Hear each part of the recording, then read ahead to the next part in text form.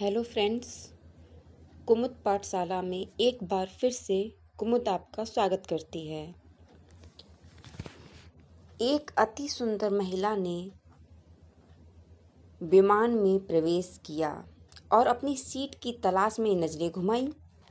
उसने देखा कि उसकी सीट एक ऐसे व्यक्ति के बगल में है जिसके दोनों हाथ तो हैं ही नहीं। महिला को उस अपाहिज व्यक्ति के पास बैठने में झिझक हुई। उस सुंदर महिला ने एयर होस्टेस से बोला, मैं इस सीट पर सुविधापूर्वक यात्रा नहीं कर पाऊंगी क्योंकि मेरे साथ की सीट पर जो व्यक्ति बैठा है उसके दोनों हाथ ही नहीं हैं। उस सुंदर महिला ने एयर होस्टेस से सीट बदलने हेतु आग्रह किया। असहज हुई एयर होस्टेस ने पूछा, मैडम, मुझे कारण तो आप बता ही सकती हैं, मुझे कारण बता दीजिए। जो सुंदर महिला थी उसने जवाब दिया, मैं ऐसे लोगों को पसंद नहीं करती, मैं ऐसे व्यक्ति के पास बैठकर यात्रा नहीं कर पाऊंगी। दिखने में पढ़ी लिखी और विनम्र प्रतीत होने वाली महिला की यह बात सुनकर एयर होस्टेस आश्चर्य में पड़ गई। महिला ने एक बार फिर एयर होस्टेस से जोर देकर कहा कि मैं सीट पर नहीं बैठ सकती, अतः मुझे कोई दूसरी सीट दे दी जाए।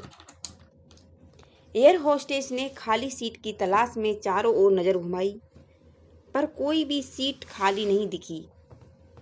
एयर होस्टेस ने महिला से कहा कि मैडम, इस इकोनॉमी क्लास में कोई सीट खाली नहीं है, किंतु यात्रियों की सुविधा का ध्यान रखना हमारा दायित्व है। अतः मैं विमान के कप्तान से बात करती हूँ, कृपया तब तक थोड़ा धैर्य रखें। ऐसा कहकर होस्टेस कप्तान से बात करने चली गई। कुछ समय बाद लौटने के बाद उसने महिला को बताया, मैडम, आपको जो असुविधा हुई उसके लिए मुझे बहुत खेद है। इस पूरे विमान में केवल एक सीट खाली है और वह प्रथम श्रेणी में है। मैंने हमारी टीम से बात की है और हमने एक असाधारण निर्णय लिया है।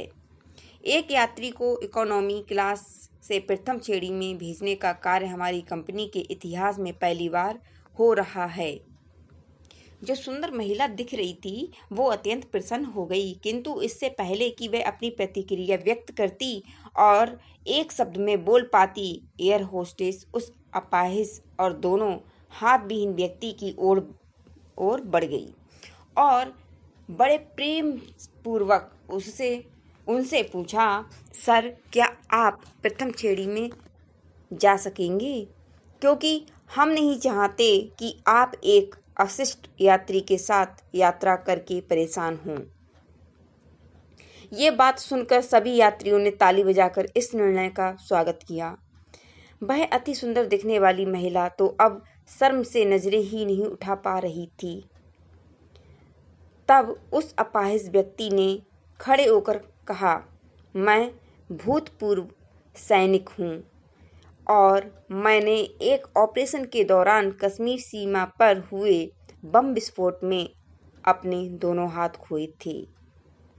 सबसे पहले जब मैंने इन देवी जी की चर्चा सुनी तब मैं सोच में पड़ गया और सोच रहा था कि मैंने किन लोगों की सुरक्षा के लिए अपनी जान जोखिम में डाली और अपने हाथ खो दिए।